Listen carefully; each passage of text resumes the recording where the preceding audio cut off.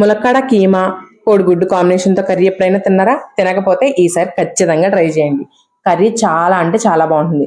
దీనికోసం ముందుగా కుక్కర్లో ఆయిల్ వేసుకొని ఉల్లిపాయ, ఉప్పు, పసుపు వేసి బాగా మగ్గించుకోండి. ఉల్లిపాయ బాగా మగ్గిన తర్వాత ఒక స్పూన్ అల్లం వెల్లుల్లి పేస్ట్ వేసి పచ్చివాసన పోయేలాగా బాగా వేయించుకోండి.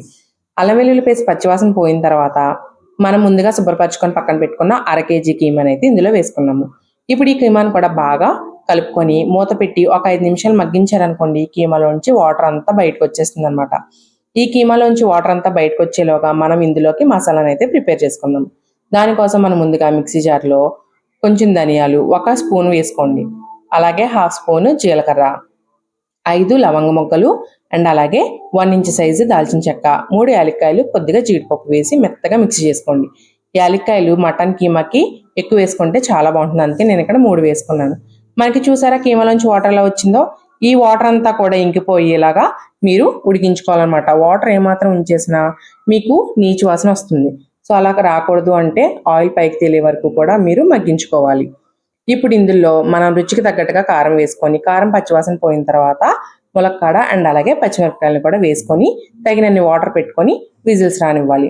మీరు తీసుకున్న కీమాను బట్టి విజిల్స్ వేయించుకోండి. విజిల్స్ అయిపోయి ప్రెషర్ పూర్తిగా పోయిన తర్వాత మనం ముందుగా చేసి పెట్టుకున్న ఈ మసాలాను అయితే ఇందులో వేసేసుకోవాలి. ఈ మసాలా అంతా పచ్చివాసన పోయి కూరకి మునక్కాడకి బాగా పట్టేలా ఉడికించుకోండి. తర్వాత మనం ముందుగా ఉడికించుకొని వేయించుకొని పక్కన పెట్టుకున్న కోడిగుడ్లను కూడా అందులో వేసేసుకొని ఉడికించుకోండి. మసాలా ఉడుకుతున్నప్పుడే, అప్పుడే కోడిగుడ్డు టేస్ట్ కూడా బాగుంటుంది. ఇంకేముంది, కర్రీ రెడీ. మనం ఇది వేడివేడి అన్నంలో వేసుకొని తింటే ఉంటుందండి, సెట్ ఉంటుంది అంతే. మీరు ఎప్పుడు ట్రై చేయకపోతే ఈసారి ట్రై చేయండి ఖచ్చితంగా. మా వీడియో కనుక మీకు నచ్చినట్టయితే మా ఛానల్ సబ్స్క్రైబ్ చేసి ఆల్ నోటిఫికేషన్ ఆన్ చేసుకోండి. మా రెసిపీ మీకు నచ్చినట్టయితే మా వీడియోకి ఒక లైక్ చేయండి. ఓకేనా? మీ ఫ్రెండ్స్ అండ్ ఫ్యామిలీస్ షేర్ చేయండి.